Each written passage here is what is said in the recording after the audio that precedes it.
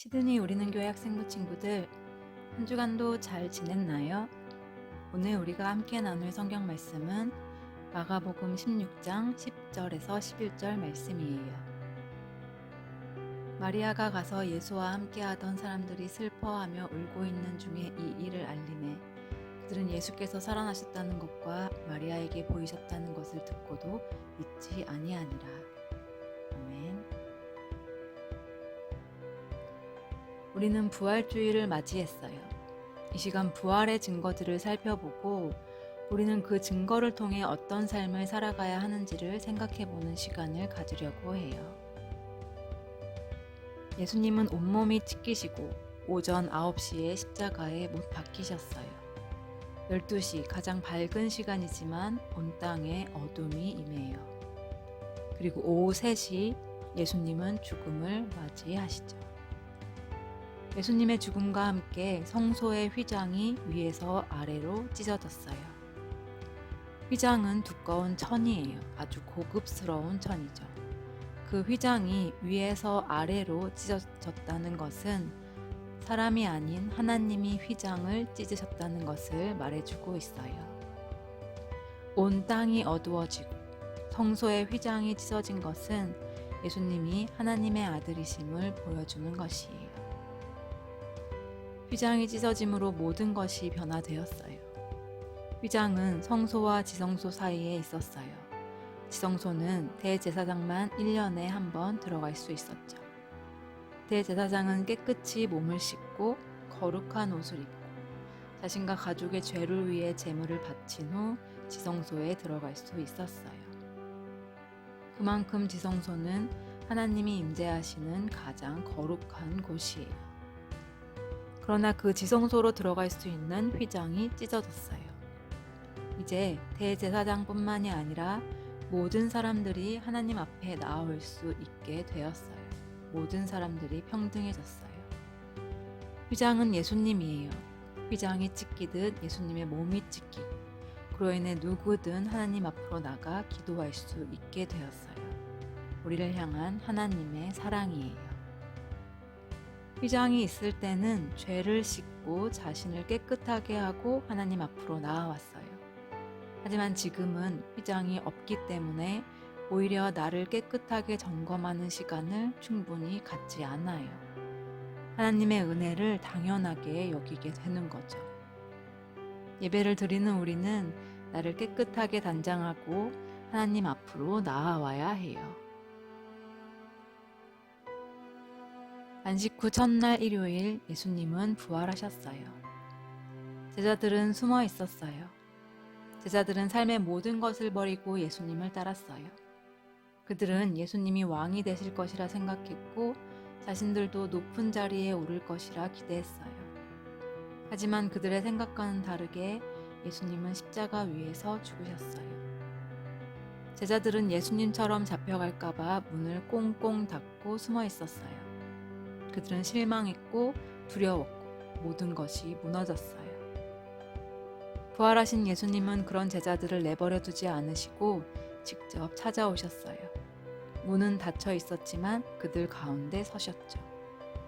예수님은 도망간 제자들을 꾸짖지 않으시고 이렇게 말씀하세요. 너희에게 평강이 있을지어다. 예수님은 제자들의 연약함을 다 알고 계시는 분이세요. 예수님은 제자들에게 손과 옆구리를 보여주셨어요. 이로써 십자가에 달려 죽으셨던 그 예수님의 부활이 확실해졌어요. 제자들은 부활하신 예수님을 보고 기뻐했어요. 부활은 역사적 사실이에요. 예수는 역사다라는 영화가 있어요. 주인공 리 스트로벨의 실제 이야기를 다룬 영화죠. 리는 능력 있고 성공한 기자였어요. 어느 날 식당에서 가족들과 저녁을 먹고 있었는데 어린 딸이 목에 사탕이 걸려 숨을 쉴 수가 없었죠. 아주 위급한 상황이었어요. 마침 그 식당에 있었던 간호사가 딸의 목에 걸린 사탕을 뱉어내게 해주고 딸을 구해줘요.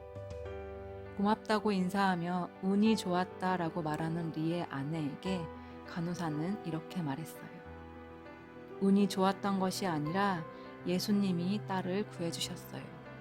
원래 남편이 다른 식당에 가자고 했는데 이 식당에 와야 할 것 같은 느낌이 들었거든요. 그 일이 있은 후 리의 아내는 교회에 나가게 되었고 예수님을 믿게 되었어요.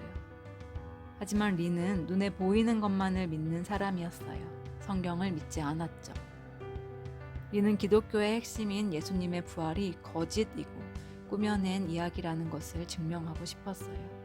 그래서 여러 전문가들을 만나며 조사를 시작하죠. 그는 세계적인 성서학자 빌 크레그 박사를 만났어요. 그는 부활을 목격한 사람들이 있다고 말해요. 리는 그 목격자들이 여자였다는 것이 의심스러웠어요. 그 당시 여자는 증인으로 인정되지 않았거든요. 하지만 만약 부활이 지어낸 이야기라면 여자를 목격자로 쓰지 않았을 거예요. 또한 예수님의 부활을 목격한 사람이 500여 명이 있어요. 고린도전서 15장 6절 말씀. 그 후에 500여 형제에게 일시에 보이셨나니 그 중에 지금까지 대다수는 살아있고 어떤 사람은 잠들었으며. 이번에 리는 기절설을 생각했어요.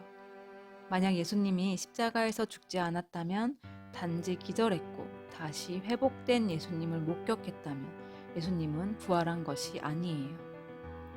로마 군인들이 예수님을 십자가에서 끌어내렸을 때 죽은 것으로 착각한 것일 수도 있다고 생각했죠. 그는 의사인 알렉산더 메서럴 박사를 만났어요. 군인들이 예수님의 옆구리를 창으로 찔렀을 때 피와 물이 다 쏟아졌어요.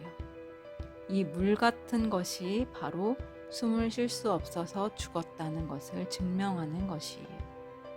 예수님이 십자가에서 죽은 것은 의학적으로도 확실해요.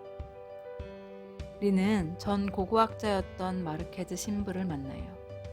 고고학자들은 엄청나게 많은 신약, 필사본을 발견했어요. 다른 어떤 고문서보다 증거 자료도 훨씬 많고 이는 신빙성이 있다는 것을 보여주죠. 진품 사본이 많은 유일한 고대 사본이 바로 신약이에요. 리는 이렇게 물어봐요. 예수는 왜 그냥 죽임을 당했을까요? 진짜 하나님의 아들이었다면 왜 그 능력으로 대항하지 않았죠? 그 질문에 대한 대답이에요. 그 이유는 아주 간단해요. 사랑 때문이죠.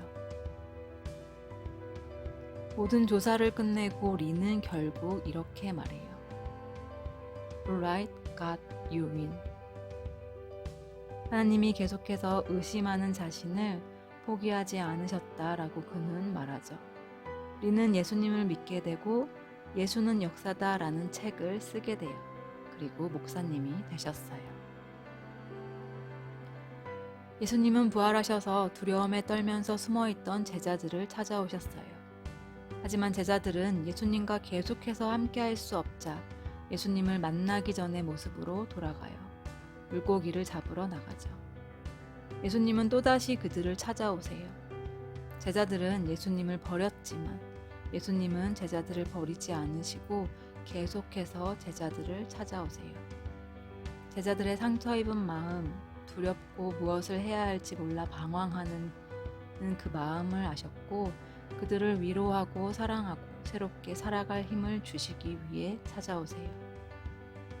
예수님의 죽으심으로 모든 것이 끝난 것이 아니라 예수님의 부활하심으로 새로운 삶이 시작돼요. 제자들은 이제 부활하신 예수님의 증인으로 살아가죠.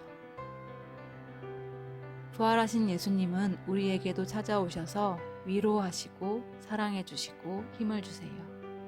그 예수님을 믿는다면 우리 또한 예수님의 증인으로 살아가야 하죠. 우리에게도 부활로 인하여 새로운 삶이 시작되었습니다. 죄된 나의 모습은 십자가에 못 박고 매일 매순간 새로운 모습으로 다시 태어나 예수님의 모습으로 예수님을 증거하는 삶을 살아가는 우리 모두가 되길 소망합니다. 기도할까요? 하나님, 예수님을 이 땅 가운데로 보내주시고 그의 죽음과 부활로 저희에게 새로운 삶을 허락해 주셔서 감사합니다. 하나님 앞으로 나아갈 수 있게 해주셔서 너무 감사합니다. 더욱 거룩하고 깨끗한 모습으로 나를 단장하고 하나님 앞에서는 저희가 되게 하여 주세요. 어떤 순간에도 선을 행하여 예수님의 희생으로 얻은 크리스찬이라는 이 거룩한 이름을 지켜내게 하여 주시옵소서. 예수님의 부활을 믿습니다. 믿는 것에 그치지 아니하고 예수님을 다른 이에게 전하는 복음의 증인으로 살아가게 하여 주시옵소서. 감사드리며 예수님의 이름으로 기도합니다. 아멘.